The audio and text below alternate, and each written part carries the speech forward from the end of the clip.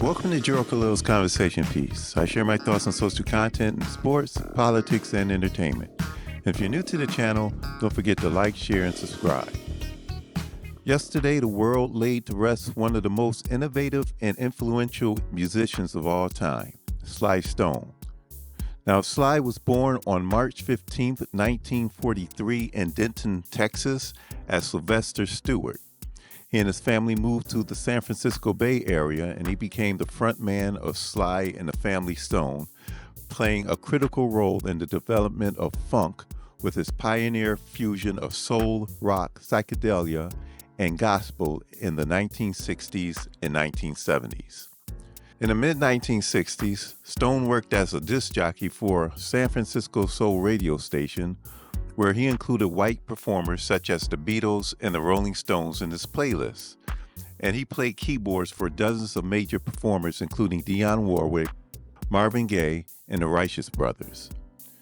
In 1966, Sly was performing with his band Sly and the Stoners, and his brother Freddie was working with his band called Freddie and the Stone Souls. One night, the two stood in a kitchen making a decision to fuse the bands together, adding Larry Graham. This created a multiracial band that made a strong impression among people in the Bay Area. Now, some of the greatest songs recorded by Sly and the Family Stone include Family Affair, Thank You for Letting Me Be Myself Again, Hot Fun in the Summertime, Stand, I Want to Take You Higher, Dance to the Music, Everybody is a Star, Sing a Simple Song, and Everyday People. And their most critically acclaimed albums included Fresh, Stand, and the classic There's a Riot Going On. Now, Sly Stone's later years were affected by drug use. He and his band missed many gigs and showed up late to concerts. And because of this, many promoters stopped booking the band, and in 1975, the band dissolved. Later, there were claims that Stone was homeless and living off welfare while staying in cheap hotels and in a white camper van. It was said that his former manager, Jerry Goldstein, cut off his access to royalty payments following a dispute over a debt agreement, forcing Stone to depend on welfare payments. The van was allegedly parked in a residential street in Crenshaw, the rough Los Angeles neighborhood where Boys in the Hood was set.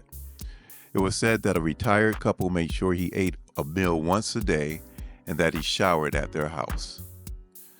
Stone had filed a suit against Goldstein for $50 million in January 2010, accusing Goldstein of cheating him out of years' worth of royalty payments for the songs he had written. He testified that he had not been paid any royalties between 1989 and 2009.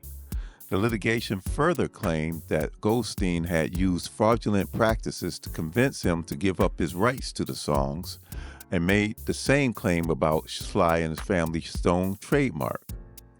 Goldstein filed a countersuit for slander following a rant by Stone at the Coachella Festival. In January 2015, a Los Angeles jury ruled in favor of Stone, awarding him $5 million.